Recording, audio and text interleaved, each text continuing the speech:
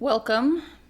If you're looking at the title of our episode, it's probably something like The Bad Beginning. And I would say that's incredibly accurate to our 2026, with it being a very bad beginning. Yeah, I would agree. It's ironic, but not in a comical way. No.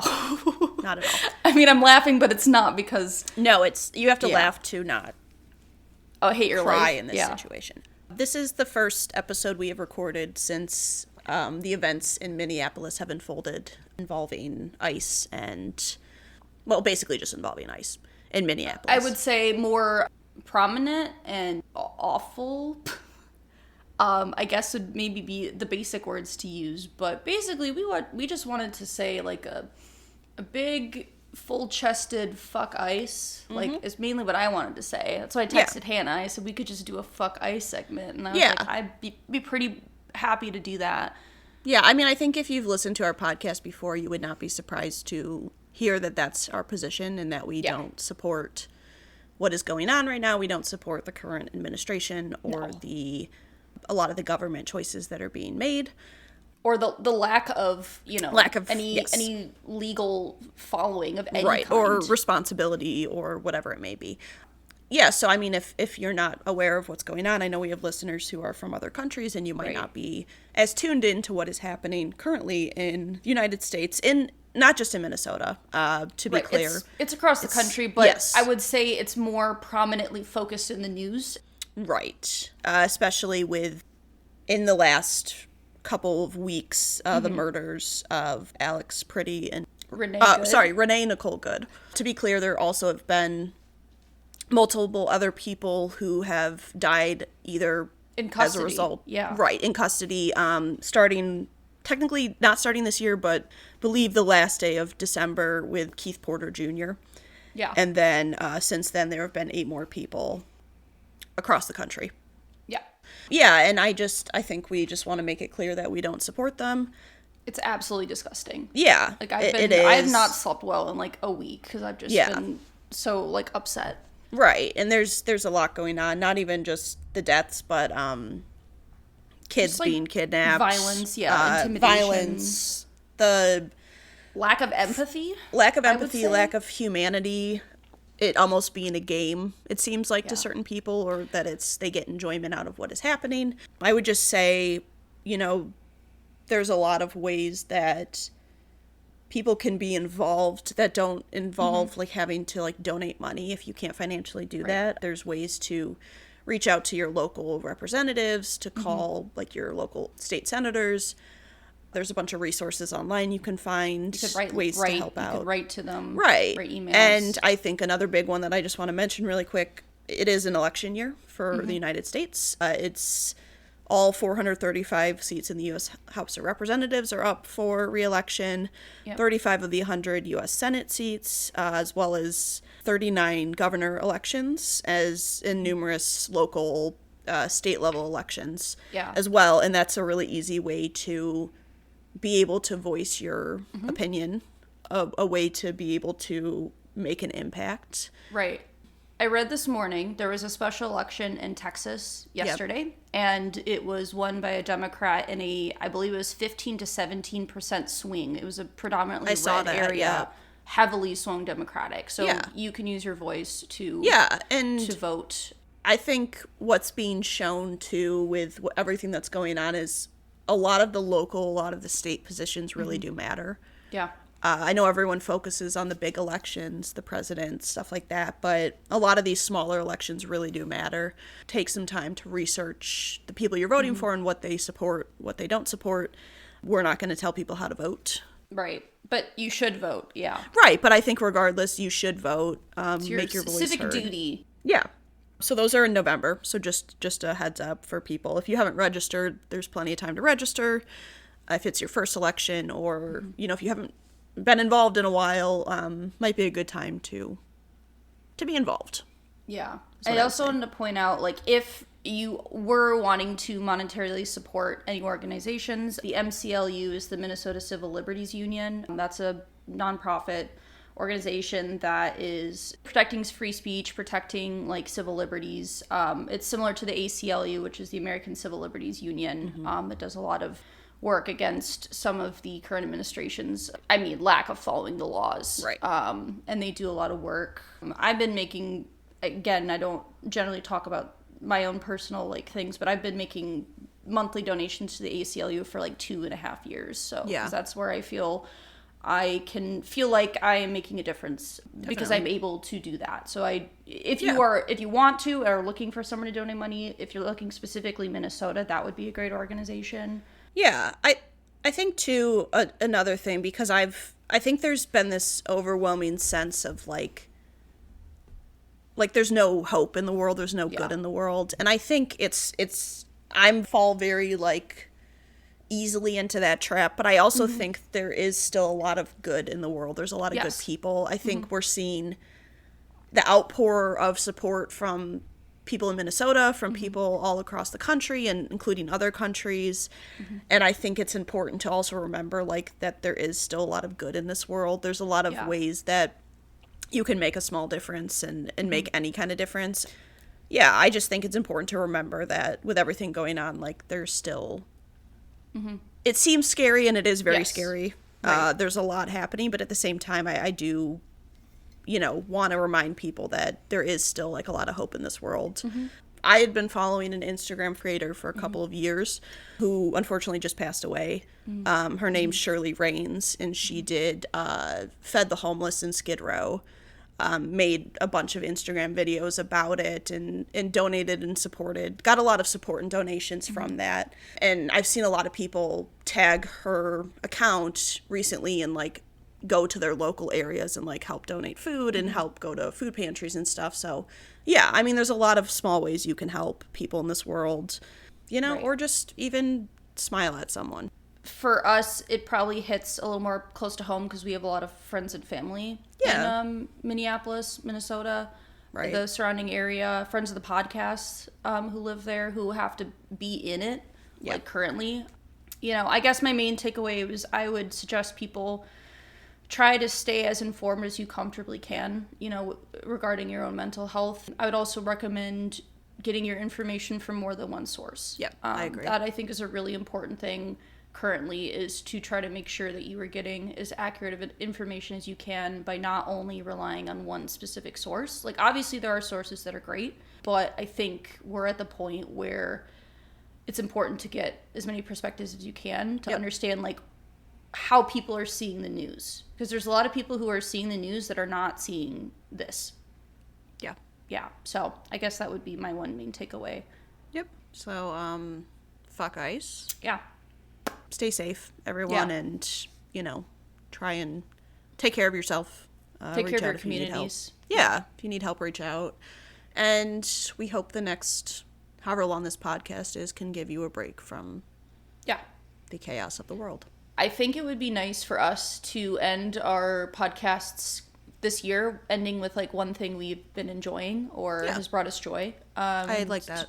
To try to bring some sense of like, yes, happiness. Way to, distract from what's going on and to have some sense of normalcy and some sense of like things to look forward to. So I like that.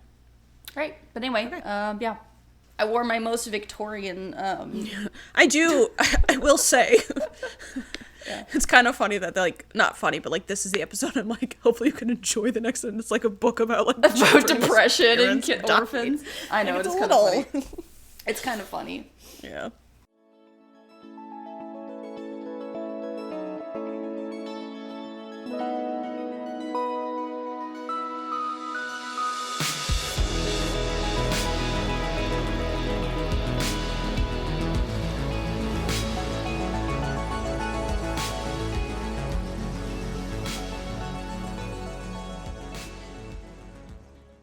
If you are interested in stories with happy endings, you would be better off reading some other book.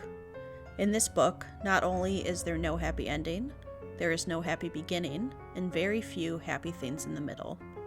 This is because not very many happy things happened in the lives of the three Bolidare youngsters. Violet, Klaus, and Sunny Bolidare were intelligent children, and they were charming and resourceful, and had pleasant facial features, but they were extremely unlucky. In most everything that happened to them was rife with misfortune, misery, and despair. I'm sorry to tell you this, but that is how the story goes. Let's go back to the beginning. Back to when the earth, the sun, and the stars all aligned. Let's go back. Welcome. This is Research Rank Repeat.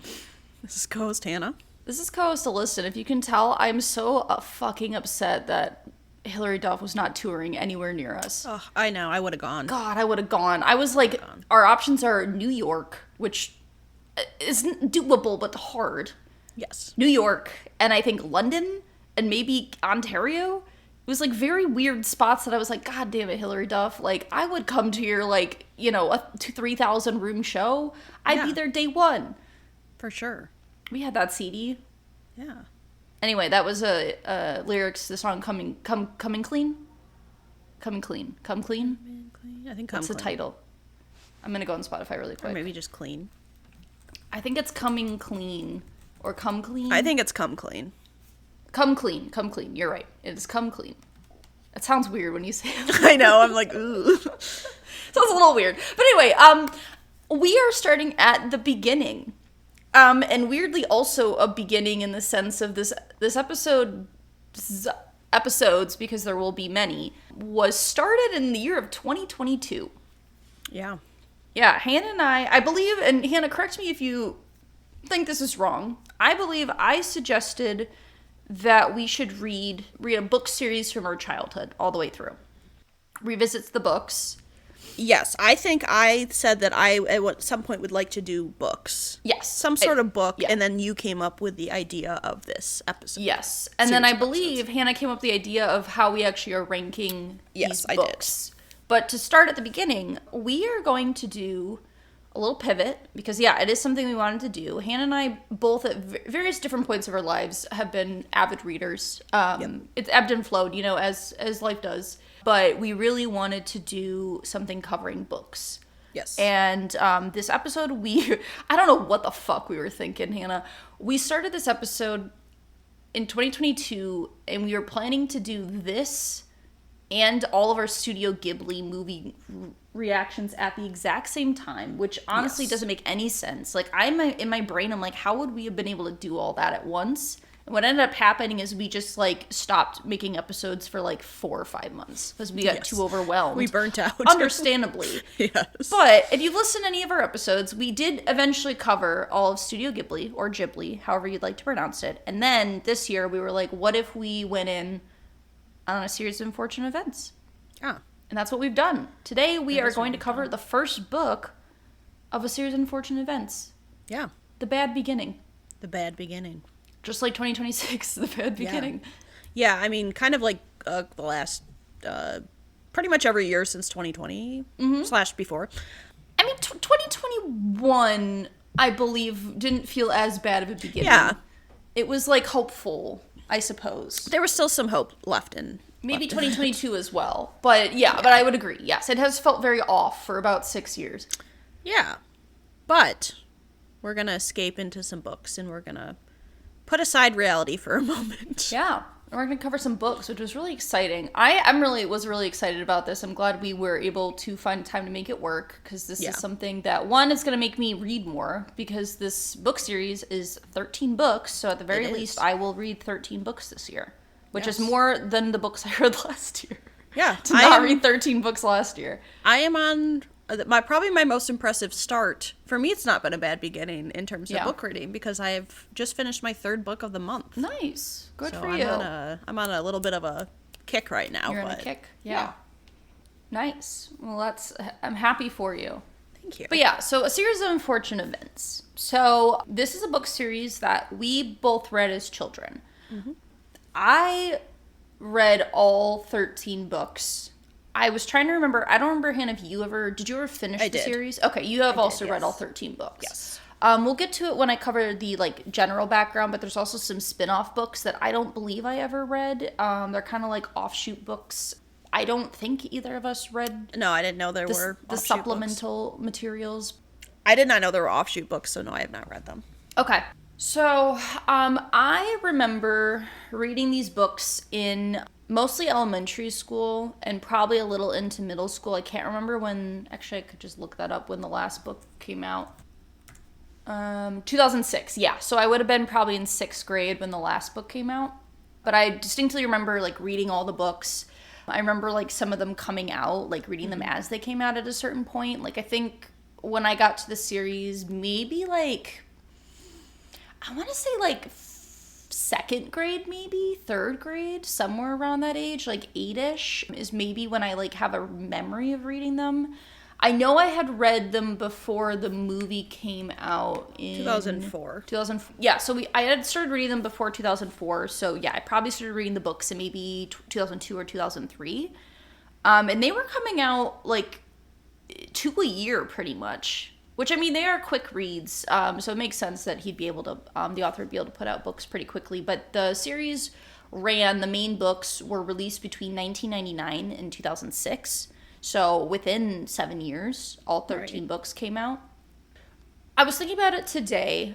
I'm pretty sure this is the reason why I really liked Edgar Allan Poe and, like, the Gothic style, like, kind of like Victorian Gothic style writing. I feel like these books are probably most well known for having a very distinct writing style, in that the narrator is a very self-inserted character and like has an opinion and, you know, puts his own thoughts into the story, which I think was pretty unique for like children's books of the time. I feel like very often a lot of the books that I read were either directly first person or third person, like with no self-inserted narrator, like a separate character from that. Right. I feel like was not very common, and maybe that's why these books resonated so much, you know, because they were very popular when we were kids. I don't know with the Netflix television series if they kind of regained some popularity in the more modern era, like in the 2020s.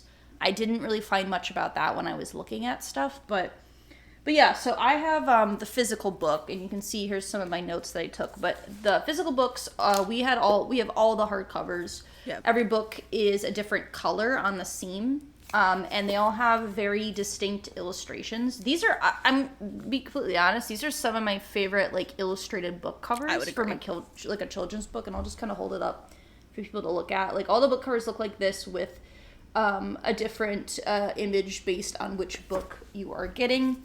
They have like the books pages themselves are really rigid. I can show. I have it right here. Okay.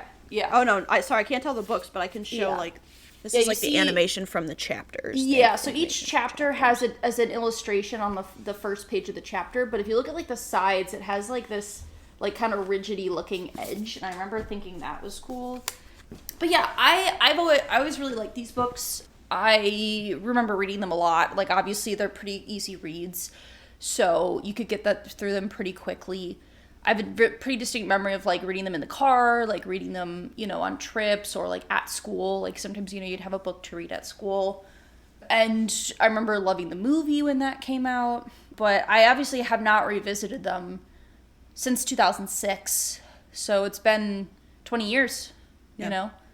And so I think that's an interesting perspective to come in as an adult to read, like, I mean, a book written for children, but I think there's more that you can pick up on as an adult that you might not necessarily notice, like, as a child. So, I would agree. Yeah, so what are your thoughts about your past experience with it? Yeah, I mean, I'm pretty similar in that I would have read them around similar time periods as you. As we were only like a grade apart in school. And I would say I don't remember as much of the books as I remember the animation, like on the pages, really, like that really stuck in my mind. And like you mentioned, the actual like physical book, like the covers and the pages themselves. There's certain, like I would say the first book and the second book and the last book are the ones that really I remember a lot. Okay. That's what I was going to ask you. Which books do you remember the most? most? And reading this first book, I remembered pretty much the whole thing, like plot points, stuff like that. it is interesting to come at it from an adult perspective, because I Yeah. noticed a lot I wouldn't have noticed as a kid. And the second book, I think it's called The Reptile Room. Yes. That one has always really stuck in my head. And I Okay. think it's because I have a fear of, like, snakes and Reptiles? stuff like that. So Yeah. it really, like, cemented a place in my core memory. Okay. But yeah, I remember... it's kind of one of the first series of books I would have read. I mean, there was, like, Abby Hayes. I remember reading those. Yeah. And I read, like, the A to Z mystery books. But I guess one of the first series of books that felt more adultish to me, just because of the subject matter. Yeah. But yeah, I always enjoyed it. I remember watching the movie when it came out. Me and you watched the TV show, the Netflix never show. I didn't finished either, it. but we watched part of it in college. I think we watched the first season. Yeah. Because I think they covered like 4 books a season. Yeah. Does that sound Something right? like that. It was like Yeah. 1 or 2 episodes a book. A book. I'm curious to see what I'll remember from, like, future books, because I went into this one knowing I was probably going to remember quite a bit. I have read this book within the last probably 10 years at some point. I might have read this before the TV series, but I don't remember. Like, I'm not 100% sure if I did or not. But the rest of the books I don't think I've read in same timeline as you, about, like, 20-ish years. Yeah.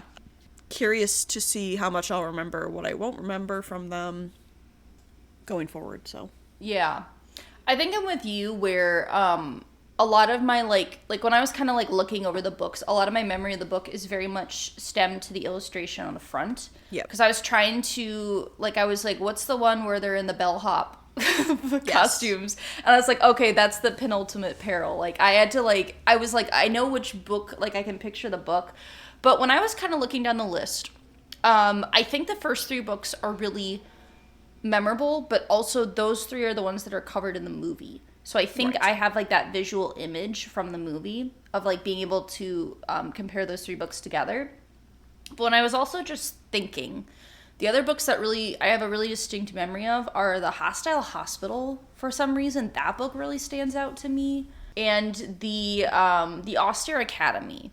I remember, and The Elevator, like, books 5, 6, and 8 were the ones that, like, I was like, I kind of remember the most, like, plot points from these books.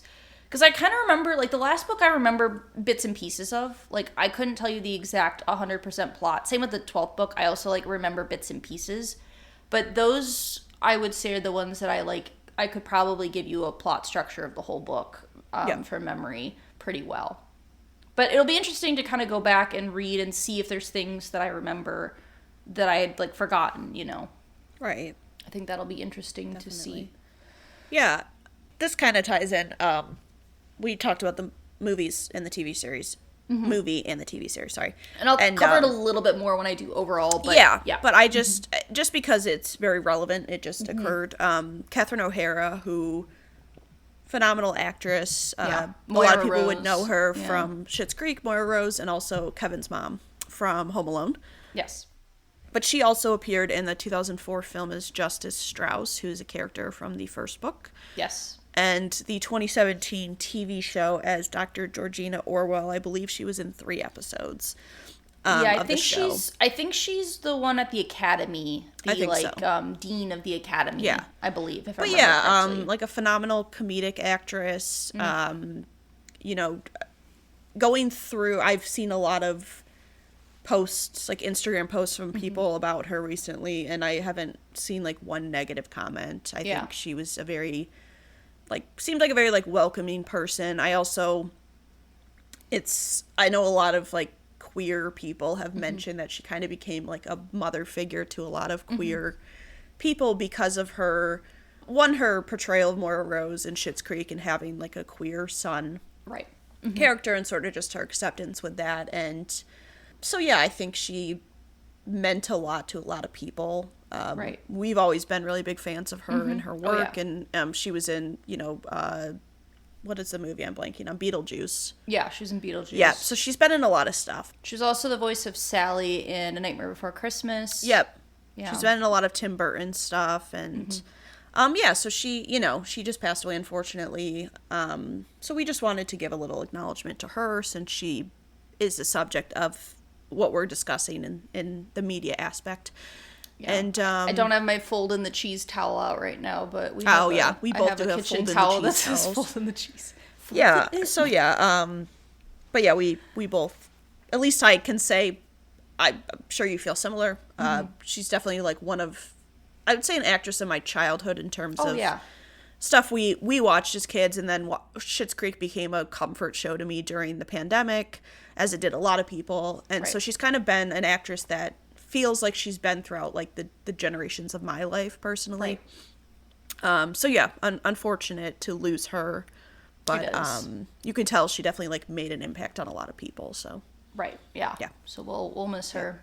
Yeah, for sure. Just wanted to put that in there just to shout out, acknowledge her appreciation. Yeah, Hannah told me, she was like, oh yeah, she was in the movie, and I was like, really? I was like, I knew she was in the TV show, but I forgot she was in the movie too. Right. Well, and not like a more minor character. I mean, kind of a side character, but I mean, she's like a prominent character in the first book. Yeah. And then, but yeah. And another thing I wanted to mention, Alyssa kind of said this about the way we decided to rank these. And not necessarily ranking them based off what we think is the best book to the worst book, but I thought, since it's a series of unfortunate events, it might be fun to rank them from the most to least unfortunate. So how we view the main plot points of each book and what we would deem as like the worst to the not so horrible. The least unfortunate. Yeah. Right. So that's kind of, keep that in mind. We won't do a ranking till the end, but that's something we are going to, that's going to be a main focus of the ranking, is going to be like how unfortunate are these unfortunate events. Yes. So and we will just keep that in mind. Yeah, and just a way to do a ranking a little bit different than just best to worst like written. We will also be ranking the most unfortunate event in each book as well, as part of our ranking. So yes, so that will be an ongoing thing. Yeah, I think Hannah came up with that idea to do that for our ranking. I think 4 years ago. Sometimes it's nice. Right. Yeah. Since we do a lot of ranking, sometimes it's nice to mix up how we rank things. Yeah, I would agree. But yeah. Anyways, so just wanted to say those couple things. Yeah. Okay, so I just have like a brief overview of just the series as a whole. Just to talk about that first, and then each book we cover. So the way we're going to do it, or at least we plan on doing it, is each book gets its own episode. That seemingly the easiest way to cover each book is to roughly once a month read a book, talk about it, cover it, release an episode, as opposed to doing like multiple books. Because we were like, does it make more sense to cover like 2 or 3 books at a time in one episode? But I was like, I think it's probably, for just the sake of structure, easiest just to do one book at a time. Yeah. And then the episodes can be however long they need to be. Also, because like I don't know, for me, I read this book in probably like an hour ish. Yeah, I mean, I had to read it on and off because of work, but it didn't take me too long to read. No. Like maybe an hour to an hour and a half. So like they're not hard reads, at least for the first book. Not a hard read, so it's feasible for us to do about roughly one a month, which is nice. Okay, so here's a full overview of a series of unfortunate events. This is a series of 13 novels written for children by American author Daniel Handler under the pen name Lemony Snicket, who is a self-inserted character into the story. So it's not really necessarily apparent in book number 1, but as the series goes along, the author has more relevancy to the story itself. The basis of these books follow 3 children, the Baudelaire siblings, or orphans, who were placed in the care of their relative Count Olaf following their parents' death, and then the books follow their attempts Olaf's attempts of trying to steal their inheritance as they move from family member to family member within each book. First, several books kind of follow a very similar plot structure where they move to a new location. Count Olaf shows up, tries to steal their inheritance. On to the next one. They Scooby-Doo it, they reveal who's underneath this mask. It's him. But as the series progresses, it becomes more nuanced, becomes more I don't know the right word I'm looking for, so I'm just going to keep going. There's a word that's in my head that I can't, like, it becomes more like, it's not black and white, I guess is maybe the way to phrase that. The books are illustrated by Brett Hellquist, who has done about 50 children book illustrations throughout his career. Notable ones that I thought might be interesting is he did the illustrations for the 2009 version of A Christmas Carol, which, if I'm remembering correctly, is probably the one that came out with the movie with Jim Carrey, which I thought was an interesting connection given that Jim Carrey was Count Olaf in the Series and Unfortune Events movie that had come out. So that's a weird link between the two. And he also did new illustrations in 2011 for Scary Stories to Tell in the Dark. So it kind of, there's a similar theme within the illustrations. Like, it's kind of like Gothic, Victorian, like dark, gloomy, Tim Burton. You kind of give that sort of vibe, and it makes sense for like those books. It kind of follows a similar structure. The books are known for their dark humor, sarcasm, Victorian Gothic tones, absurdity, and are known to be full of allusions. It also has a distinct narration style that the series is known for, which we talked about a bit, and is also known as postmodern writing. The book has a lot of themes looking at good versus evil and the blurred lines between the two, especially as the series progress and the children grow up more. There is more of an emphasis on moral complexity between the characters and their actions, as well as the villains and lack of villains, I guess I should say. The books received critical acclaim, leading to a film, video game, merchandise, and more recently a television series that was on Netflix in the late 20-teens. In 2017. Yeah, and then that ran, I think, for 3 seasons, I believe. I believe it was only 2 years, though. I think it was 2017, 2018. Yeah, I think they filmed it all pretty close together, which, I mean, makes sense because, again, they're children, so they kind of have to do that. Otherwise, they look like they're 18 years old playing, 12-year-olds. Little Stranger Things. Yeah, it's fine. Overall, the books have sold about 60 million copies, and they are released in 41 different languages. There's also several companion books, which we talked about earlier that we both had never read, including the Beatrice letters, which the author often dedicates the books to Beatrice.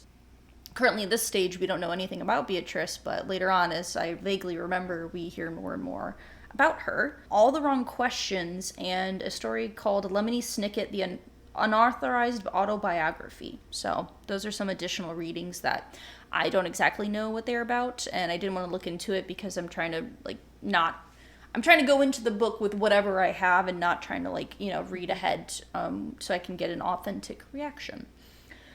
The reviews for these books are generally positive. Some people, I think, are critical of some of the more serious, darker tones, but again, it's a book written for children, so I believe they're handled in a way that is appropriate for children. It was the author's first time writing for children. He said that he was encouraged to do so by either a producer or an editor, or I didn't write that part down, but had previously not written for children. And he cited Roald Dahl and Edward Covey wrote that really poorly as influences. And I totally get the Roald Dahl, Matilda vibes, really strong. So that when I read that, I was like, oh yeah, that makes perfect sense. I can totally see that being an influence. The setting for these books is described as timeless, so there's no definitive time period from where they are set, but it seems most similar to a 19th century and 1930s in the sense of the increase in scientific and technological discovery. It's been described as suburban Gothic. I believe they said in the movie the Count Olaf's house was described as being in Boston. For some reason. So East Coast, East Coast makes sense, at least for the subject of the first book. I guess if you were going to put it somewhere in the United States, East Coast, somewhere along the East Coast makes sense. And another interesting fact that I forgot, or I don't know if I ever knew, but there are 13 books, and each book, Hannah, has 13 chapters. Interesting. Yeah, so I don't know if that was a conscious decision made at the start, or if that just became the constant in there. But I was like, oh, that's interesting. And yeah, the first book did have 13 chapters, because when I was reading, I was like, yep, we did get 13. There also are, and I don't know if you have this in your version or if you read this, but in the last illustration of the book, the illustrator hides a imagery alluding to what the next book is going to be. Yes, yeah. So I don't know if you saw that. I did see that, yes. So in this book, there is a snake around a light post, alluding to the reptile house, or the reptile room. Reptile room. I was like, wait a second, that's not the alliteration. Yeah. There's also like a letter to the editor. That gives some context. Yes, it usually reveals some hints towards the next book and the title of the next book. And also all of the titles, at least for the first 12 books, are all alliteration. So it's two letters together of the same letter, alliterations, and then the end being the last book, which, bad beginning, the end. Makes sense. The endless end. I don't know. Yeah, what do you do with that? Right. I kind of like that it's just like solidify the end. Yeah, I think that kind of makes sense. So that's just a general overview of the series themselves. Next, this will be really interesting. So I have the background for The Bad Beginning, and I wrote this in 2022. Yeah. So I have not, I vaguely just looked over it to make sure it seemed complete, but I wrote this in 2022. And so if I'm stumbling over my words or I don't understand what I wrote, that's on me, because that's 4 years ago me writing this down. I got out my old notebook and I have my notes, and we'll get into it. So here we go. The Bad Beginning, book number 1. This book was released September 30th, 1999. It's 162 pages, and it's the first book in the series. The audiobook of this was narrated by Tim Curry in 2003, which I'm like, that's very fitting. I think Speaking of Home Alone, Speaking of Home Alone, Tim Curry, Home Alone 2, Lost in New York. Yeah. It was published by Scholastic Inc. or Scholastic Incorporated. Is that what I don't know. I was like, this one was by HarperCollins, this book, but maybe the audiobook was by Scholastic. They also released a second audiobook after the movie was released, featuring the cast of the movie, and I thought that was pretty cool that they did that. So in 2004, they released that version. So the School Library Journal, as of 2022, lists this as the 48th best children's novel, which I thought was interesting. There are 4 special editions that exist of this book, 2 audiobooks, which I wrote above. I don't know why I wrote that again. The last illustration, a hint towards the next book. This one, there is a snake wrapped around a lamppost. So, again, already talked about that. Talk about twice. Hit on it twice. I love designs of these books. They appear timeless. I wrote that in 2022, which I agree. Nice to know your opinions really haven't right? changed much. I was going to say, it's pretty similar. So I wrote that, and again, this is as of 2022. I didn't go back and check. 4 out of 5 on Goodreads, a 4.3 out of 5 on Barnes & Noble. 95% of Google users liked this book, and it has a 4.7 out of 5 on Amazon. Again, I'm going to emphasize this is from 2002 and not 2026, so I cannot verify if this is accurate to current day, and I didn't feel like looking, so... Well, and also a book that's been out a while, I don't know that it would change much. It is a 4.02 out of 5 right now on Goodreads, so... Okay, so it's... I probably rounded to 4 anyway to begin with, so similar, probably pretty similar. So the original name of this book, which I think is really interesting, was The Miserable Marriage. Fitting, but I kind of think I understand why it was changed to The Bad Beginning. Yes. As opposed to The Miserable Marriage. The spine color is navy blue, which I got right here. You can see. I hold it the right way. Wrong navy way. Blue. Well, it's mirrored, so it's not going to come up the right way regardless. Oh, you're right. Okay. Yeah, that's what I was. I'm like, regardless, it will not come up correct. I gotcha. It will be backward. I said, surrounding the border, and we'll get to this when we talk about it, is 50 red and black eyes. And eyes are a big theme throughout the series of books, but especially also in the first one. So I made a note about that. Here are things that I wrote down. And I'm trying to remember why I specifically wrote that. I don't remember why I specifically wrote this. So I think what my intention was is I wanted to note for each book who the guardian of the children was. So in this book, I wrote guardian Count Olaf, and I wrote in parentheses no disguise, because obviously as we get into the books, he will be wearing disguises. So I think the intention was that we list the guardian, like who's in charge of the children. In this book, Count Olaf, he's not in disguise, and I think I wanted to write for each book what his disguise was. There usually is a prominent library throughout the books because one of those children, Klaus, is he's a book nerd. You know, he loves his books. Yeah. And so I wrote library, Justice Strauss's library is the library featured in this book. And then I wrote controversy, so this is some of the controversy surrounding this book specifically. Too dark, ? Incest, ? is banned in some schools. So some schools ban this book due to the subject matter. But I think given the context of the book, it makes sense, and it's not, we'll get into it. Yeah. I understand why that would be the content criticized, but I think people aren't actually, like, reading it to know the context. So Right. Anyway, so the other thing that I did, and the last thing I have, is I went and found 2 reviews of this book and just quoted a line from 2 reviews. One of the reviews I found from an actual reviewer, and the other I found from someone on Goodreads. So I believe I found one that was a good review and one that was a bad review. This review comes from Linda Binder from the Library Journal. While the misfortunes hover on the edge of being ridiculous, Snicket's energetic blend of humor, dramatic irony, and literary flair make it all perfectly believable. So that's the positive review. And then this review comes from Suzanne from Goodreads. Ugh. Rarely have I read a book so artificial, trite, and purposely unpleasant. So that's from Suzanne from Goodreads. I also got a bad one because I thought it was funny from Goodreads. JR. This book is weird in a bad way. And then he goes on to talk about how he doesn't like the way that he sometimes gives a definition of certain words and sometimes doesn't.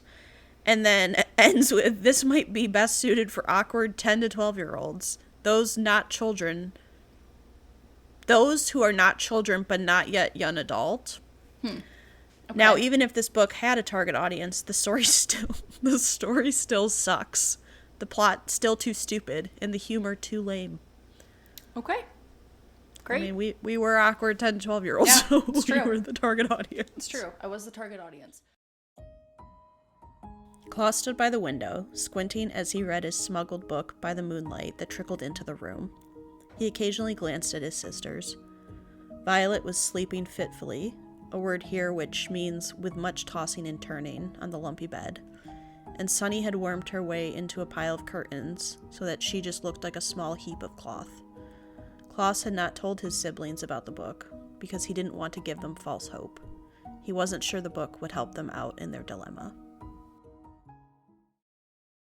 So something I found interesting, I'm just going to throw it now because we're talking about reading levels, is somebody wrote... Oh yeah, so this book was listed 8 years ago. So someone wrote in a Goodreads review. I was just kind of looking at stuff that I think at like some association listed this book at being at a 6th grade reading level, which I was surprised by because I feel like, to be fair, I understand that like me as a child reader was reading things that were out of my like age range of reading. I would read anything I could get my hands on. So I am aware that like my perspective of like what a reading level is not like accurate to like what would be considered the correct reading level for children. So I try to keep that perspective in mind. But I feel like everyone I knew was reading the books like in elementary school, like maybe 4th grade, 5th grade.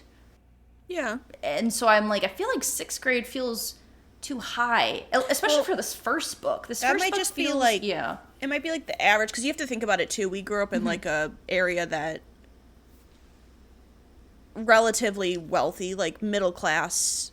Well, there was a mix, but I would say in terms of like our area, I guess library, in terms of library having accessible reading, right? And like and just, more of a middle class area. So I think you have to take that into account too. That we grew up in like a pretty well off school district. that had like funding and had stuff.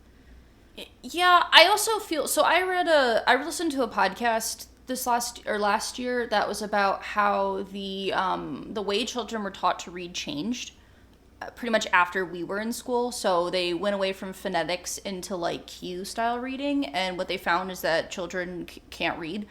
Like even in prominent wealthy districts, kids had to be tutored because they weren't learning how to read correctly. And I know that's been a big discussion in terms of like actual like learning education. Like people are trying to change that to go back to a like phonetic style reading and to a more like actually being able to interpret words. So I was wondering if it could also even be more so the fact that like the ability to read changing means that the levels of books changes to accommodate for that, because this was from 8 years ago, so that would have Right. been like in that time period when Yeah. that shift had occurred. And some of the later books I could understand because I feel like the themes are a bit more mature, maybe is the right way to phrase that. Like there's a bit more of the morality and like gray areas when you get to the later on, but at least for like a first book, I mean, it's 162 pages. And then on that front, I was like, I wonder, and that's why I kind of was going on Goodreads to see if I can find anything. Like, what do we think kids think about these books, like today? Like, kids who are reading these books now, Right. like, what do they think of the books? I don't know. I mean, I think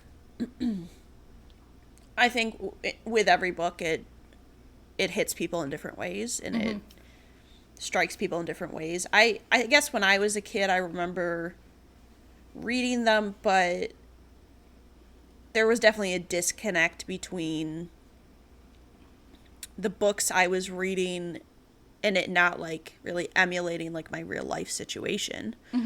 You know, and I think that has something to do with it. And I think reading it as an adult now, I'm able to pick up on a lot more of some of the heavier aspects of it, some of the heavier themes. But I think as a kid, I just remember reading them, and I remember reading them and sticking to the parts that I could relate to. I remember kind of relating to Klaus as a character because of his love for books. And I feel like we grew up reading a lot. I remember always thinking that, I don't know, I guess I'm trying to remember like how I actually felt about it, but I remember like thinking Violet was a really cool character because she loved to like invent things, and I thought that was cool, especially being like a girl in similar age, you know, obviously younger than her character, but I thought it was cool. So I don't know that I picked up on a lot of the heavier themes, but I don't know. I think this generation of kids is maybe a bit more connected to Emotions? maybe maybe introduced to those a bit earlier than our generation might have been. So I wonder also that how that impacts what they might pick up on that maybe we didn't as kids.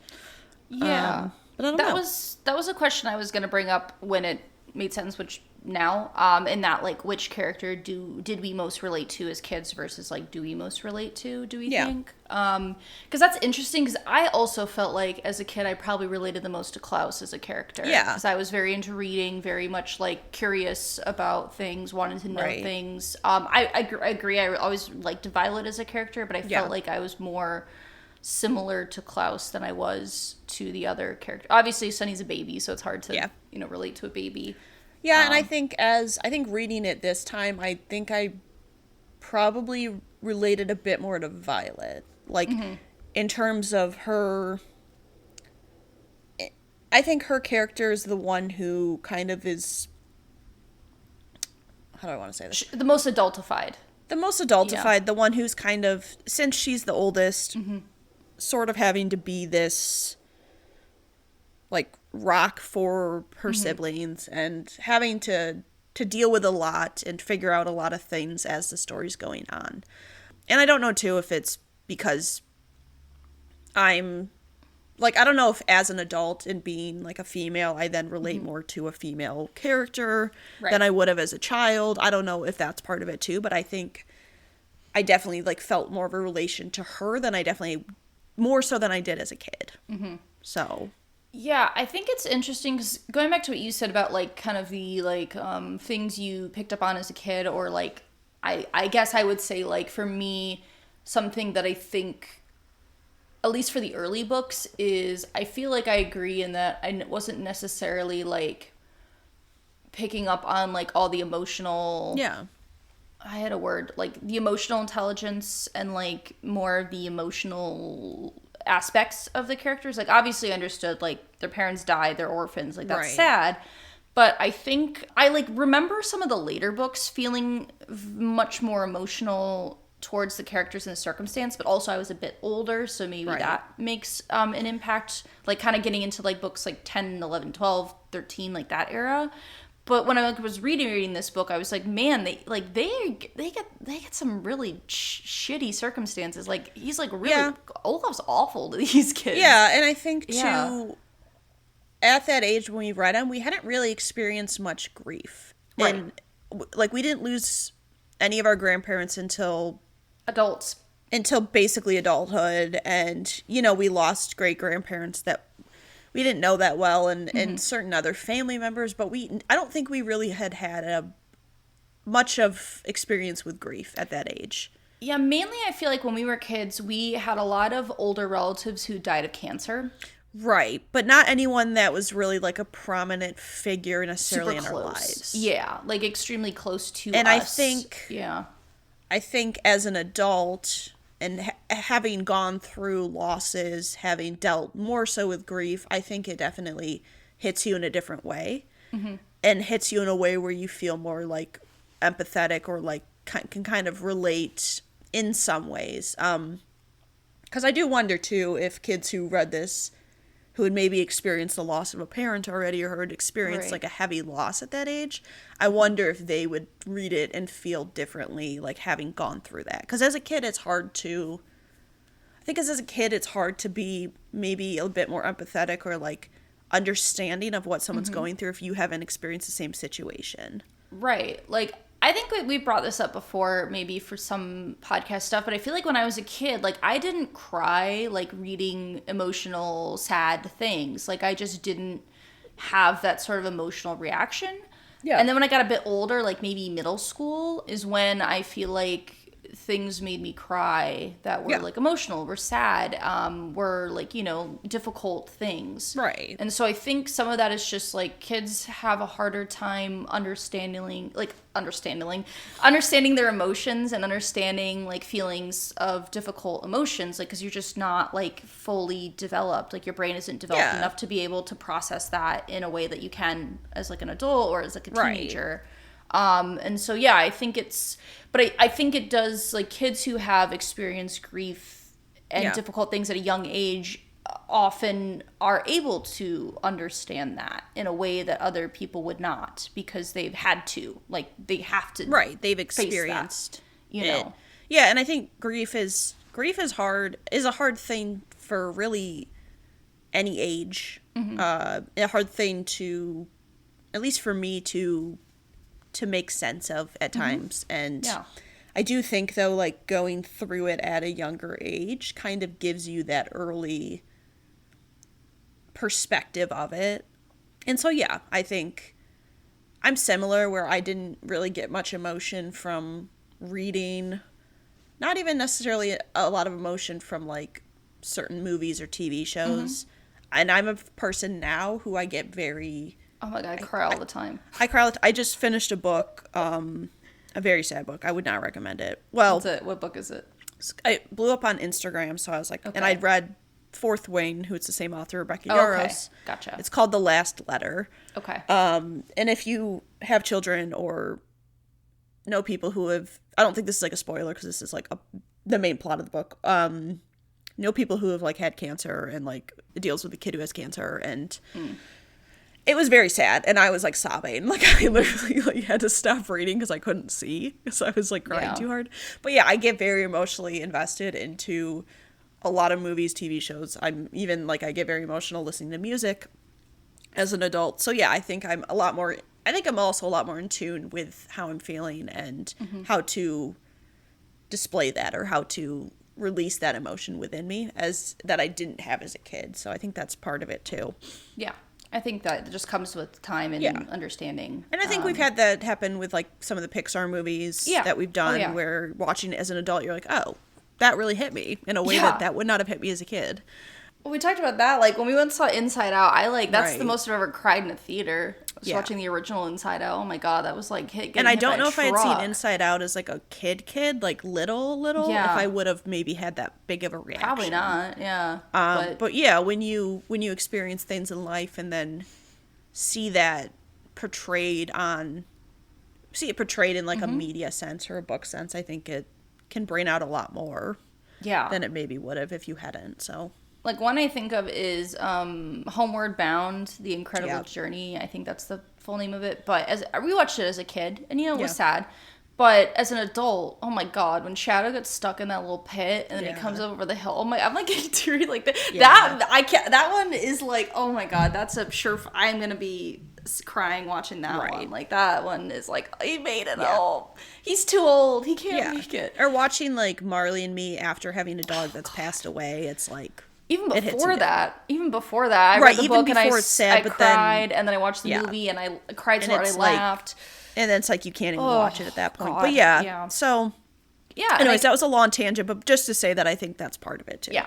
And that ties into where I was going to go next, which is the beginning of the book, the bad beginning. Our first chapter starts our book with introducing these children, saying they got a shitty life coming for them, and Mr. Poe appearing out of the fog and being like, your parents died in a fire, your house burned to the ground.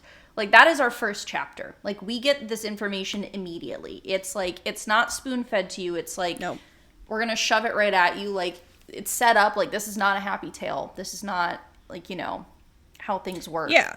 They literally say, like, don't read this book if you don't want to. If you want a book with a happy ending, like, do not read this book. Yeah, this is not the book for you. Like, they straight out explicitly tell you, which is interesting to get a book where they set up at the very beginning, like, this is what it's going to be. Yeah, like, the narrator is very distinct from the get-go. I think it basically just, like, lays out the story for you right from the jump. Like, the first chapter. The first chapter is only, I think it's like 10 pages long. Let's see. Yeah, first chapter is 10 pages. So within the first 10 pages, we get the information about these characters. We get that they have just become orphans. Yep. And that they are being taken to find a suitable family member to live with. Because, and I think it's interesting, and I can't remember if this becomes relevant eventually, but in their parents' will, it specifically states they have to live with a relative. With a relative, yes. Is required. And I thought that was a really interesting point that I know there are some things that happen later in the books, not right away. I think, like, more into, like, books 4 and onward, if I remember correctly, that are become more relevant of some of the, like, clues and hidden things going on with, like, their family and their parents. Right. But I was trying to remember. I was like, I don't know if this is going to become relevant at some point, so I'm just going to kind of make a mental note of that and pay attention to it at a later point. But I don't know. Do we want to do just, like, a basic summary of this book? Just like, and I think we should, like, introduce the 3 characters, the kids that we'll be following throughout. Right. And Olaf, I think, as well. Yeah, I mean, so... If you haven't read this book, or if you've, like us, haven't read it in 20 years, need a refresh, it follows the 3 Bolidare orphans. Yes. Violet, Klaus, and Sunny. Yes. Violet is 14. She is into, like, inventing things. They make a note that when she has a new idea for invention, she ties her hair up. With a ribbon. She's the oldest. She's, like, obviously seen as very intelligent, very creative. Yes. I would say very, like, what's the word I'm looking for? Like, very strong-willed. Like, bold, maybe is the right way to put it. Yeah. Yep. We have Klaus, who is middle child. He is... 12? A little... It describes as a little older than 12. Yeah, so about 12-ish, 13-ish. Yeah. He wears glasses. He is pretty much what you would describe as, like, a bookworm. Yeah. Always reading something, and you can tell from throughout the book and the description that he reads about a lot of different things. He's just curious about the world. He just wants to know things. Right, a wide range of things. I would say he is very, like... He's, like, introspective, I would say. He is, maybe. But I also think he's similar to how I feel about Violet. He's very, like, bold at times. Yeah. I would like agree. especially as a Yeah. 12-year-old. He can be, yeah. And is willing to like speak up when he feels, especially when it comes to his sisters. Right. He feels like he's protective of his family as well. Yeah.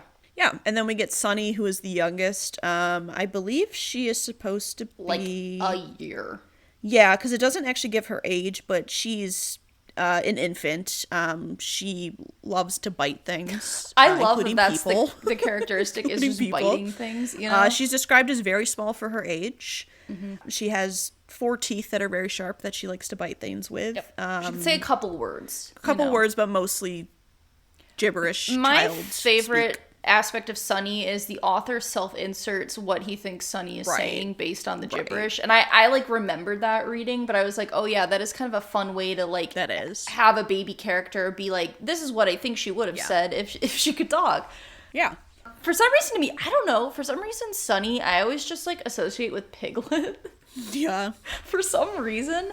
I don't know fair. why, but I'm like, Sunny's just like Piglet for me. Yeah. If Piglet were into biting, you know, like That would be Piglet. Piglet's just biting people. Yeah. But yeah, so they, at the beginning of the book, they were living with their parents in a very large home, kind of described as like almost like a mansion. I get the Yeah, impression their parents are either like academics Right. or, and I think we get more information about them as the books go on, but they seem to be like intelligent in the sense of they like, obviously the kids are encouraged to Right. like express their interests and, you know, have the means to do that, you know, they have money and Yeah, they they do have money. They described mention as having like 1,000 book library, yeah, you know. giant library. They mention a fortune, which is Right. left to Violet when she turns 18. Right. Yeah, but essentially, main plot of the book is their parents perish in a fire at their home. House burns down. The kids are then taken in by a family friend who runs the state or the He's basically what's the word I'm looking for? like He's executor of the executor. will, He's but- the executor of the will. He works for the bank. Mr. Poe, Yes. sons Edgar and Alan, I believe, were the names of his sons. Oh, I just Edgar realized Allan the Poe. names. Yeah. Yeah. A lot of one thing I read, and I didn't Edgar necessarily and Albert. Albert, yes. Yes. Edgar and Albert. One thing I read, but I didn't put in just because there's a lot of them, is a lot of the names of characters are allusions to like real people Yes. and they have a lot of similarities. So one of those being Mr. Poe is Yeah. supposed to be like an Edgar Allan Poe-esque Right. character. Yeah, and so they're basically taken in by Mr. Poe to then figure out like what the next steps are. They end up discovering a relative, not ever really described like who exactly or how they're exactly related. I think they lives said nearby. a fourth or fifth removed Yeah. distant cousin Cousin, of their parents. Yeah. Who is Count Olaf, who is a Yes. skinny kind of like Monocle. He is a not a monocle. He is a monobrow. The unibrow. and he's an actor. He's described as like I don't know what the right word is, but very like rough, Yes. kind of creepy, Yes, he has a very distinct air Right. to him. and also We'll come has back to that in a bit, but yeah. yeah. Anyway, so they're taken in by him, and the book kind of follows their time there, time with Justice Strauss, who's a neighbor across the street, and the whole first book is Count Olaf trying to find ways to get their fortune. Yes. So basically, the main plot structure, other than, you know, obviously the parents die and they become orphans, is Count Olaf concocts a scheme to marry Violet through the use of a play called the something marriage. The Marvelous Marriage. I Marvelous think? Marriage, Miserable Marriage being the original title of the book, I believe is what I said. The premise being that as it is a play, but if they use a real justice, she says they both say I do, and she signs a document that is legally binding, and therefore he can, as her guardian, allow her to be married as she is underage due to the laws in at the time and in this time period where this takes place, and the kids then have to find a way to thwart that plan. Yeah. Obviously, they end up thwarting the plan. Olaf gets away, Scooby-Doo style, and then they are off to find the next relative. Yes. So that's just the general plot structure. General overview of the book itself. Yeah, so one thing I wanted to go back to, because it was one of the questions I wrote down, is this book specifically, but throughout the books, there is a lot of discussion about first impressions and how, like, first impressions can impact the characters and the way they see the world.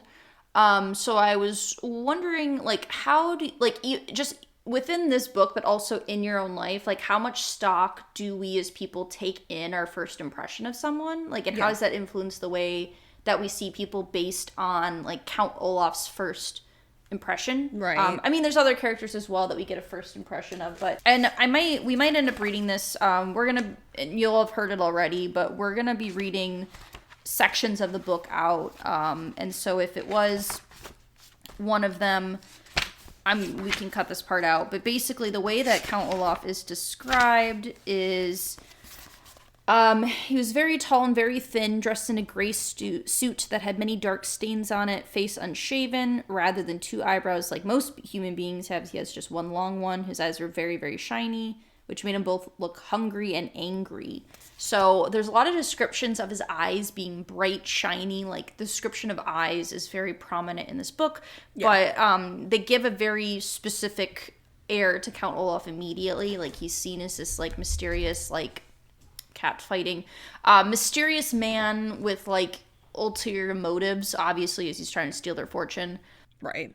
But the children obviously do not have a good impression of him when they first meet him. Yeah. So. Yeah. I think the book, and a lot of times I think books, it's easier to do this in a book than it would be maybe in a movie. Because in a book it's written out and it's kind of like, in a lot of ways, it's like, this is how you're supposed to feel about the character. Right. Or these are the facts about the character, and then you can kind of form your own impression, right? I think with Count Olaf, I remember as a kid reading it, he used to freak me out. Like, he used to creep me out a bit.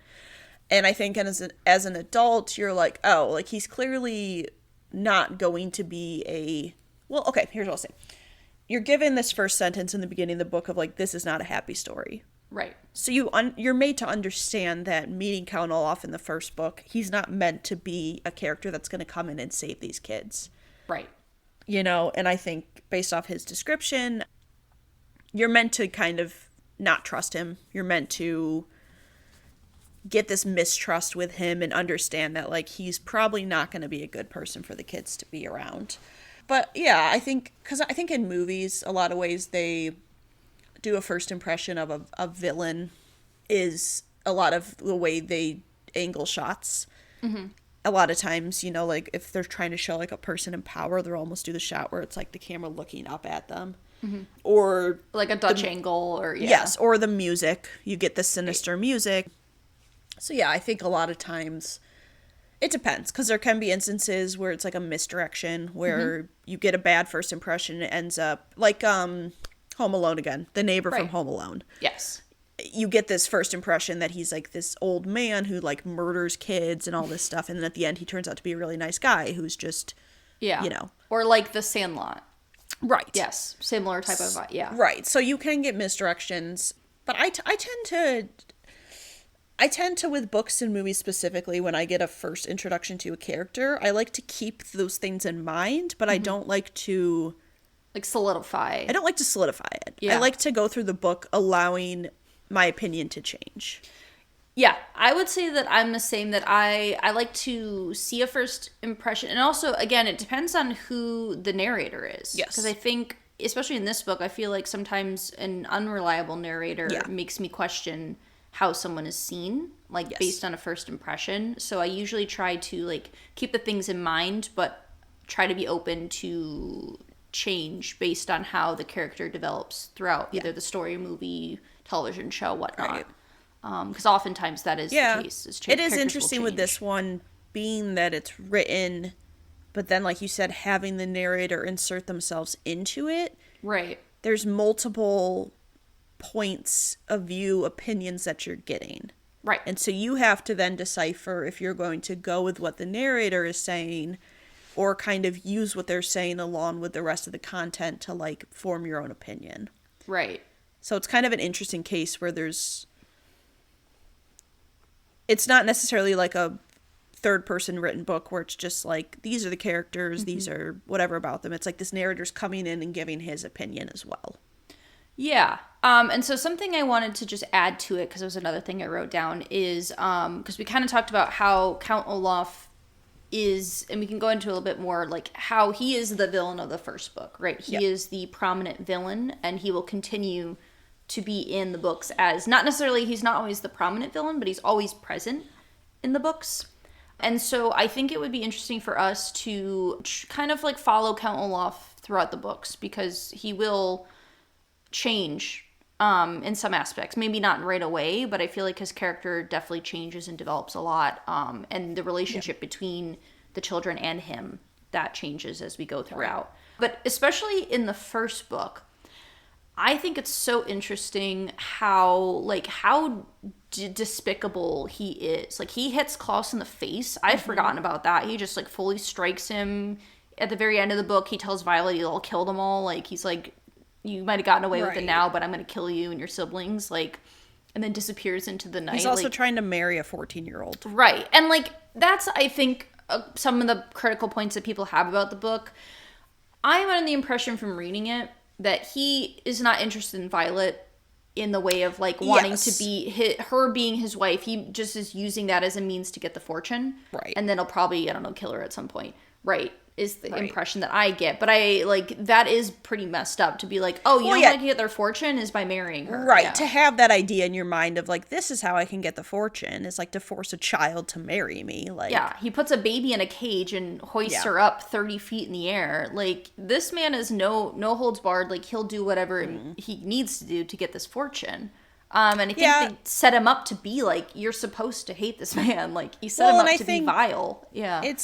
It is interesting too, and especially like it feels very of the time of like what people are willing to do when it comes to like greed, and like the lengths people will go to, and what they'll sacrifice, what they'll do to get money, to get power, to get whatever it is. Yeah, I mean that's relevant now. Right, and I think that's relevant now, but I think Count Olaf is a character who's obsessed with, who has this greed that drives his character, that drives his decision making. And so I think that's interesting to also look, and that's something I never would have thought of as a kid. Yeah. But that it is interesting to look at how that's kind of his driving motivator, is that like greed and that need for like money, power, right, etc.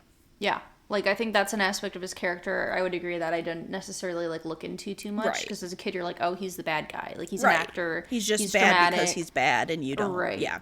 You don't look into his reasons for why. Yeah. Yeah. Yeah, so I think that would be something, as the books go on, I'm kind of going to keep tabs on and notice how things change or when they start to change. Because I know they do. I just don't remember when we start to see some shifts in that dynamic. Yeah. But the law is an odd thing. For instance, one country in Europe has a law that requires all its bakers to sell bread at the exact same price. A certain island has a law that forbids anyone from removing its fruit.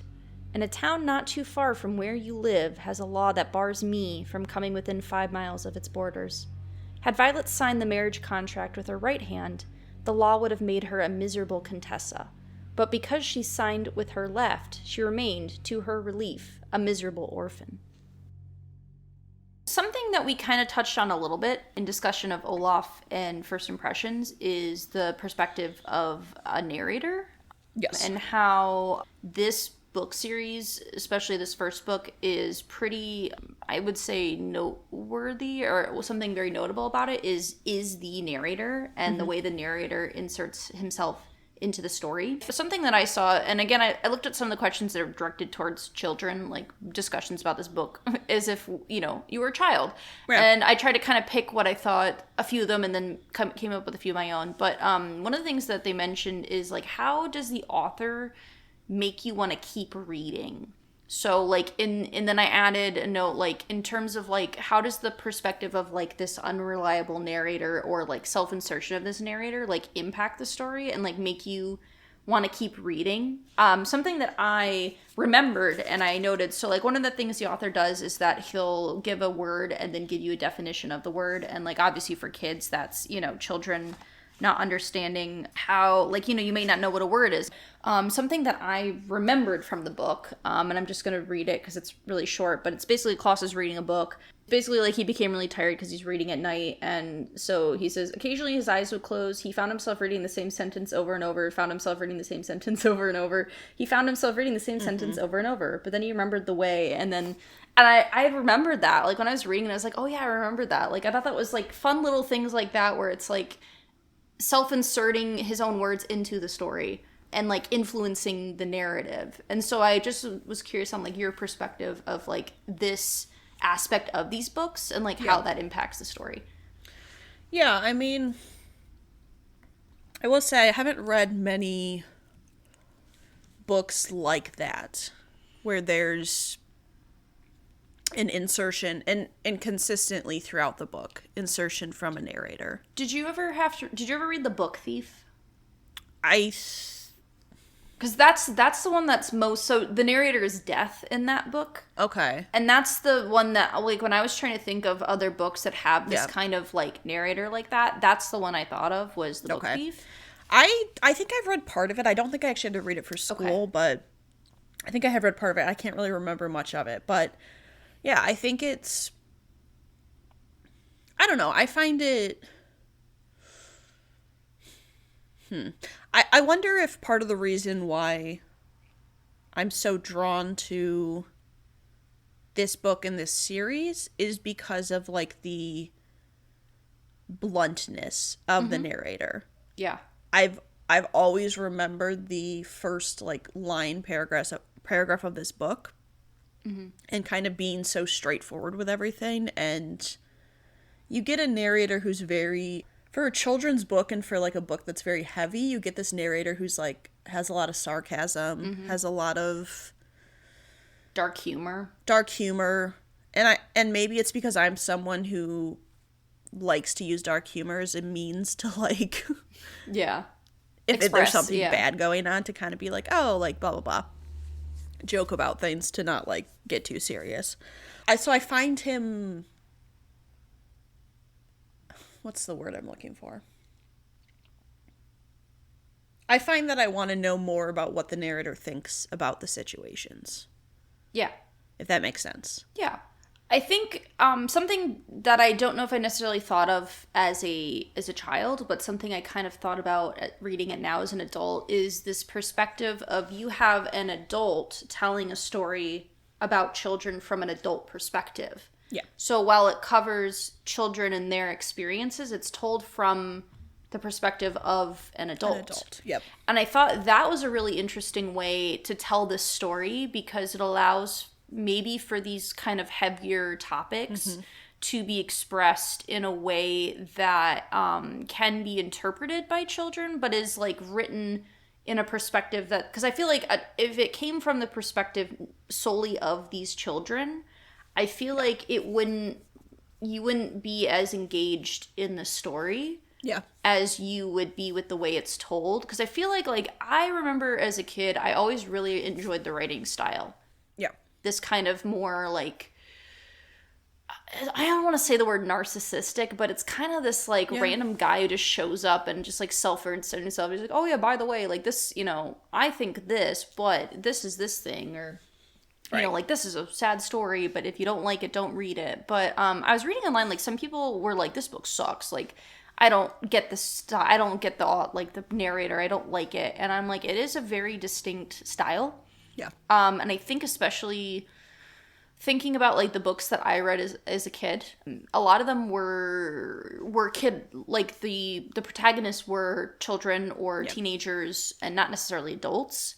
And I think that often there isn't a narrator to self-insert into the story, so it is told either like third party, you know, abstractly about them, which this story is in a way. It is like we're looking in at these characters. We're not in there, like it's not first person, right? But you're getting it from like an outside specific person perspective. I couldn't say that word. Yeah. I was like, I'm gonna choke.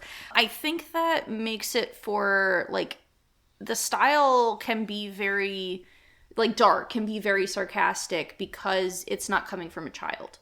And so I think that maybe is part of why it draws you in and makes you want to read. I would agree. At least coming from my perspective and more as an adult. Yeah. I'm trying to think like as a kid, I think for me, I think I liked it because it felt more grown up, right? Like maybe that's part of it is it feels like a more grown up way to read a book. The closest thing I can think of, and I don't know if I never read all the books, but the Chronicles of Narnia books. I read a few, yeah. I never read the whole series, but I feel like those books also do a good job. There's no like self-inserted narrator, I don't believe in those, but I feel like those books also do a good job of kind of portraying children protagonists with like a more of an adult view. Yeah. So I think maybe those are kind of a similar way, just like the actual writing style is very different. Like I feel like Chronicles of Narnia is very grandiose, very like God allegory heavy, you know, like very spiritual, I guess in a way I would. And whereas this is very grounded, and not in like it's very silly and like what was the word I used? Absurd. Like it feels very absurd, the fact that these adults can't like figure it out, you know. It's like the kids are solving this, like it doesn't feel, but it feels grounded in the way that it's told, it's given to you, I guess is the way I would describe that. I would agree. So since I brought it up, let's get into that. I think one of the things I always remembered as a kid, and I think is also very apparent, is how the adults are written in these books. Mr. Poe, even Justice Strauss, who's seen as this like caring figure who obviously like does care about these children, they're written very clueless, very like they're not paying attention, they're not, you know, they're kind of just like brushing off these kids' concerns. And so one thing that I'm gonna put towards you is, why do you think the adults are written this way? Yeah, I mean, I made a couple different notes about the adults in these books, and especially with like Mr. Poe and Justice Strauss. Like Justice Strauss is a person who's in a high position of power. Right.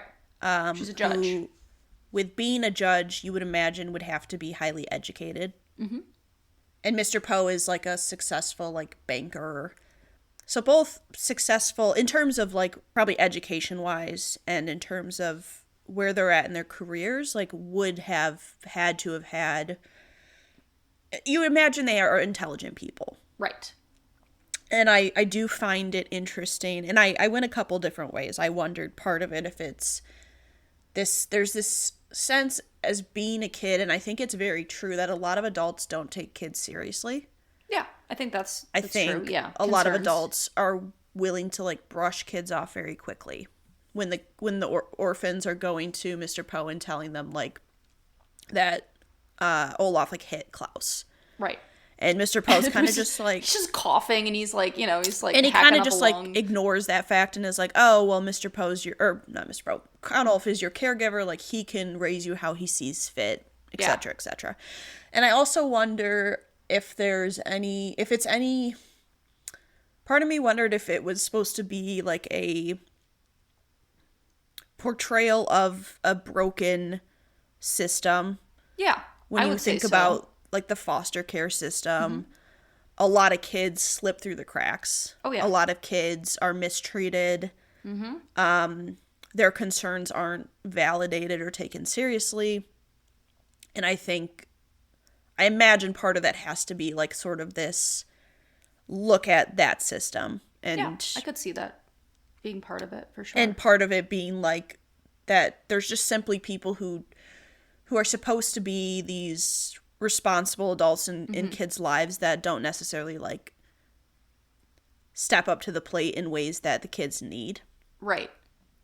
Yeah. Because I did find it interesting at the end when it's revealed, when he's like, oh, I'm married. And then they're like, no, you're not. She signed with her left hand. It's not legally binding. They did then take it very seriously. Like, Justice Strauss, Mr. Poe, they're like, we're gonna arrest you. Like, in the name of justice, I'm gonna arrest you. So, like, once it's like, yeah, this is a real thing, they take it very seriously. Like, I think it's meant to show, like, adults aren't always aware of what's going on, and necessarily, like, not all, and, like, sure, it depends on the adult. Obviously, you can see it within, like, Justice Strauss and Mr. Poe, like, not necessarily paying attention to the specifics. Like, obviously they're concerned for them, but not about, like, maybe necessarily the specific circumstances. But as soon as it's, like, serious, I do think it's nice that it's like, oh yeah, we're actually taking this seriously. Like, you're not staying with them, like, it's not safe. Obviously, like, as we'll find, like, he gets away, oh no, the lights went out and he disappeared. We'll find him. Yeah, obviously they don't, you know. Count Olaf will return in Avengers Endgame style system. But I do think that's interesting to kind of have this, like, portrayal of the adults as not being as aware as they should be. Yeah. Still being, like, responsible, quote unquote, in the end, but they're not, like, in tune with what's going on.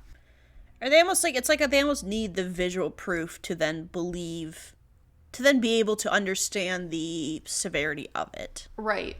Which I think is a very real thing. I think so. I think people don't take other people on their word alone. Mm-hmm. They want to see, like, some sort of, like, proof of it, or they have to see it for themselves to then understand. Right. So I did sense a little bit of that as well. And especially coming from the word of kids, like I said, like, a lot of people don't necessarily, like, take what kids say seriously. Yeah. Which I think, as a book series written for kids, you can kind of, it becomes relatable in that sense. Mm-hmm. Because you can remember being a kid and, like, saying something and they're like, oh, like, well, you know what I mean? It kind of just gets, like, passed over or whatever. So I think that makes it then relatable for kids to be like, oh, like, not the only kid who hasn't been taken seriously by an adult. Right. Sort of deal. Yeah. And maybe not the exact same circumstances, but, you know, in that sense of, like, but in, like, really any sense. Like, right. Not feeling heard. Yeah. Not feeling seen. Yeah. For sure. I think that's very relevant. Yeah.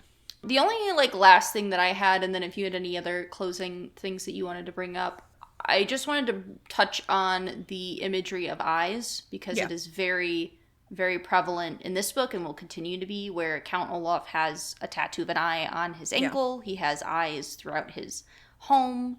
The cover is covered, like, the full covers we talked about, his eyes are on the border, red and black eyes. And so I think there's a couple different ways you could interpret what the eyes mean. One of the ways that I saw it was kind of like the all-seeing eye, you know, like, you're being watched, like, in that aspect. Like, you get, like, the surveillance, like, he's going to be literally keeping his eye on them. Right. And, like, it's almost like the big brother, like, always like watching you. Big brother's watching, that kind of feels, that's kind of how I took that too, is like, in this book, but also throughout the series, you'll see that, like, he's always kind of got this, even when he's not directly around them, he's always got some sort of, like, surveillance, or, like, his troupe, his acting troupe. Yeah. Like, I know the man with two hook hands is coming back. Like, there's multiple people who make several appearances throughout these books. But it's kind of like this, I guess, gaze he always has on these children, regardless of if he's there or not. Like, there's always some sense that they're being watched. Right. And, like, they're not truly out of the clear. Yeah. So I think there's that. I'm sure there's other, like, interpretations you can make of it. I didn't, like, try to specifically look into that because I wanted to try to, you know, keep it to whatever. Well, and I know there's, like, I'm not going to say anything because it's, like, a spoiler, but, like, later on there is, like, a symbolic. Oh, yeah. It comes up about it. Yeah. In a way, it will become relevant in a story plot relevant way. But in terms of, like, what you can take from it in more of, like, what illusions it brings up and, like, ways to interpret it based on outside stuff. Just something to keep in mind because it will come back. Yeah. Also, this man has just, like, an eye tattooed on his ankle. Like, should have gotten a tramp stamp, dude. Right. You know? Can you imagine just eye tramp stamp? Like, just, you know? Eye of Horus, just, you know, hanging out. There's still time to get one. Still time. Yeah, there's time. Do you have anything else you wanted to bring up? We kind of talked about the clues for the future. I kind of enjoyed that they have, like, they set up the next book within the end, Yeah. whereas, like, we get a little allusion to the reptile room, being there's a snake around the lamppost, and Yeah. the letter to the editor kind of brings that up. Yeah, I mean, I do think the last thing, because I kind of thought about this as I was reading it, it's interesting to get a series of children, like a series for children, where it's not like, and not that every book is like this for children, but there's always like a lot of like happiness and themes of like, even like with Harry Potter, like I know Right. his parents died, but there's a lot of like, and he's living in a bad situation, but then he gets to go to this magical place and escape it all. And Right. I think with these books, as we go further and further, you don't really get the sense that like that's going to be the case necessarily. And Right. which I do think it's important to have books for children that narrate that and do it in a way where it's not too overwhelming. Right.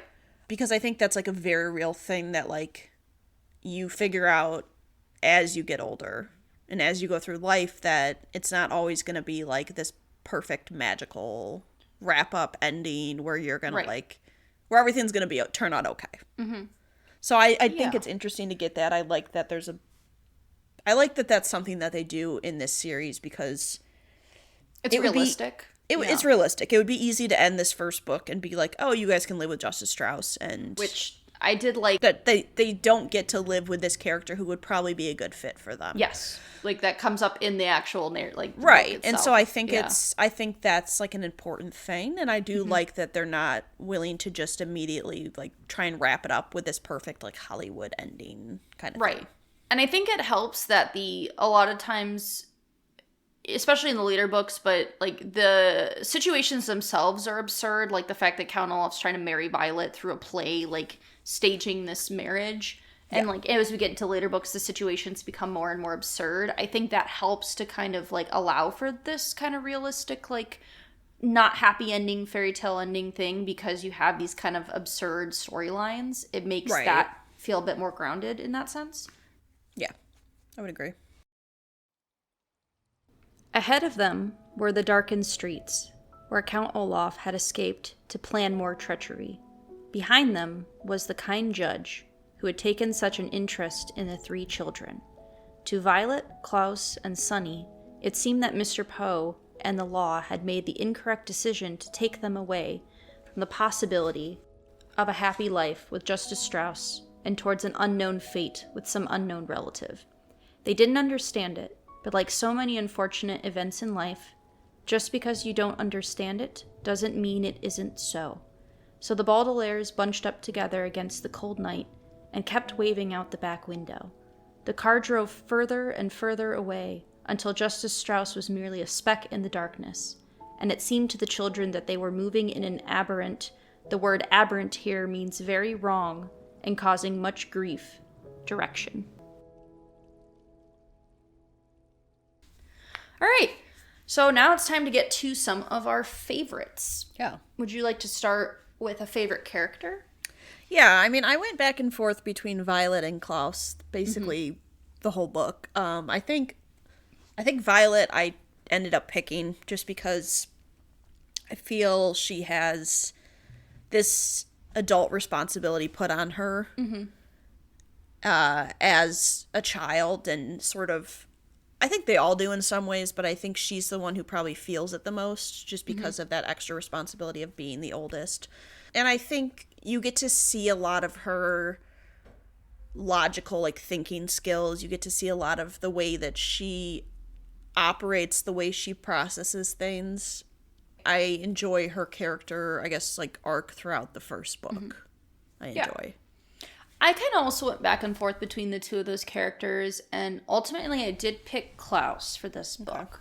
The reason I did is because I thought he had more importance to the story throughout the full book, whereas I think Violet was very back-centric. Like, I feel like her importance was more focused in the back, like 40, 50 pages, whereas like Klaus, I feel like kind of did a bit more, like, more importance to the story throughout the whole thing. Because I think he was pretty vital. Obviously, like, her, you know, coming up with the grappling hook to save Sunny, which ultimately didn't work. And, like, you know, signing with her left hand, like, quick thinking in that front.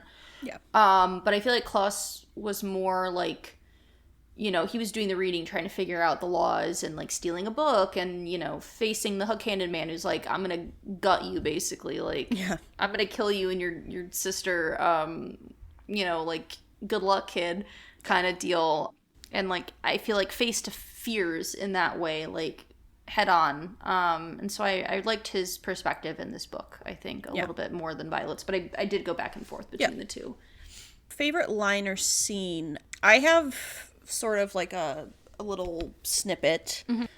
This is like right after their parents have passed away, so it's in the beginning of chapter 2. And I just think it's a really good way to describe grief to, like, kids, where they can understand it. So the little line, or the little kind of paragraph, it is useless for me to describe to you how terrible Violet, Klaus, and even Sunny felt in the time that followed. If you have ever lost someone very important to you, then you already know how it feels, and if you haven't, you cannot possibly imagine. And then they say for the Bolidare children, it was of course especially terrible because they had lost both their parents at the same time, and for several days they felt so miserable they could scarcely get out of bed. And then goes on to say that Klaus found he had little interest in books, the gears in Violet's inventive brain seemed to stop, and even Sunny, who of course was too young to really understand what was going on, bit things with less enthusiasm.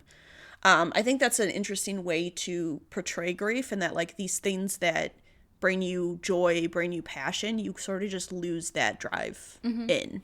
Yeah. Or they don't bring you that joy in the same way. And so I kind of like that description, especially for, like, a kid's book, to be like, these things you can understand as a kid. Like, there's something that you really enjoy doing, like, if that thing didn't bring you the joy it did. Right. So I just enjoyed that for the way they describe it. Yeah, mine is also kind of similar. It's a little bit further, like I think it's in the next chapter, chapter 3 or 4. But it also kind of deals with grief in a different way. I just like the way they describe this. So it's when they're talking about their parents, like after they move in with Olaf.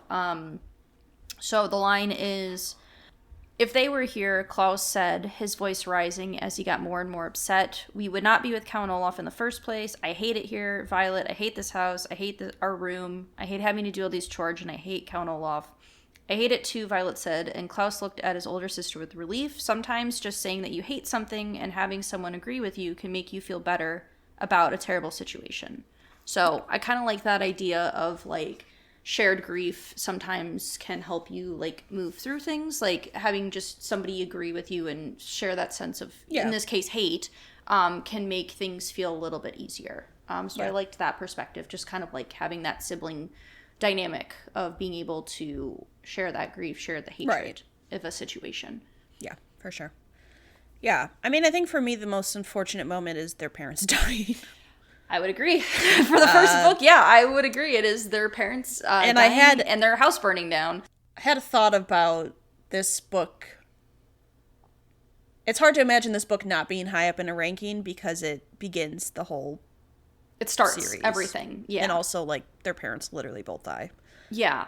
Within the first, like, 4 pages of the book. Yeah, like, that is how the book starts. Like, we start with tragedy. But yeah. Yeah. I think it's probably going to be pretty high up there. Yeah.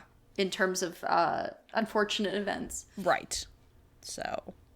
Yeah, I would agree. I was like, it's pretty easy for this book. It's pretty straightforward. Yeah. You know? Yeah. But yeah.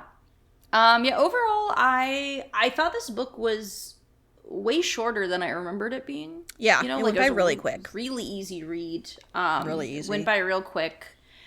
Very easy to follow. I think probably for me the most interesting thing was just perspective. Yeah. Being able to read it from a more, like, I guess, yeah, having more experienced grief and having experienced more tragedy. Yeah.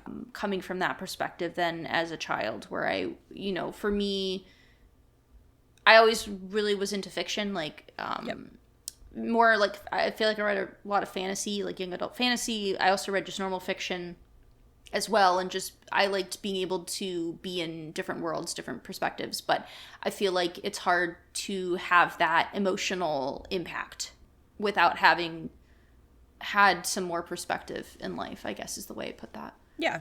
Yeah, I mean, it definitely hit me. It hit me, like you said, their experience with grief, how the grief is described throughout the book, even in like small moments. And yeah, I think overall it's definitely a book that makes me want to read more. Yeah. About the kids, about what's Count Olaf going to do next, like about this series. So I think it's a good start because it makes you want more. Right, and we don't even know about the disguises yet. Like no. that's just because I know that from having read. But there's the books, a lot to uncover for sure. Right. So I think it's a strong start for a book for sure. Yeah, I think it sets everything up really well. I think it honestly works that it's kind of short and a bit of an easy read because it kind of needs to be a bit more simple to set up this, like, how the story is going to continue. Yeah. So, yeah. Yeah. Well, that is the first book. Yeah. Bad Beginning. We will be back with the second book, The Reptile Room. Yes. We will be back. The snake will return. Yeah. Yeah. If you have read these books and you have a favorite, or if you've never read the books and you're interested in checking them out, I would recommend. They're pretty easy reads, like Alyssa said. Mm-hmm. But yeah, we have our Letterboxd account. We have, I don't know if we want to make like a Goodreads for specifically for books. We can talk about that. We can talk about it. Yeah. We have our Instagram R3 podcast, our Gmail r3podcast@gmail.com. Mm-hmm. You can send us your thoughts, your feelings, anything. Yeah, and also because we have a lot of friends who read a lot and read these books as kids. If you have any questions for any of the upcoming books or anything you want us to discuss, like, feel free to let us know. We're open to any, like, input. Like, I just kind of went online and looked at some stuff and kind of came up with some stuff myself for, like, our general discussion for this book. But if there's something specific you want to hear about or want us to talk about, or if you just have comments or your own review of the book, like, feel free to send it to us because we'll read anything as long as there's no feet. Agreed. Yeah, no feet. That has not changed and will never change. No feet pics, please. But yeah, we will be back next time. Yeah, we'll see you next episode. Bye. Bye. We would like to thank Joseph McDade for our intro music. He provides free music available for all kinds of creative use. The song that we used is called Sunrise Expedition, and you can find it and his other music on his website, josephmcdade.com. If you would like to reach us, you can email us at r3podcasts@gmail.com. That's R, the number 3, podcasts@gmail.com. Or you can find us on Instagram by searching Research Rank Repeat. Klaus stood by the window, squinting as he read his Restart. What? That's still like going at the end. Klaus reading a smut. Is he reading Heated Rivalry? Smuggle, but I thought it said. Yeah. I thought it said I thought it said smudged for a second, and I was like, "That's." Okay. Anyway. Okay. Are you kidding me? You guys have been quiet the entire morning. I heard that. That's funny. Hey.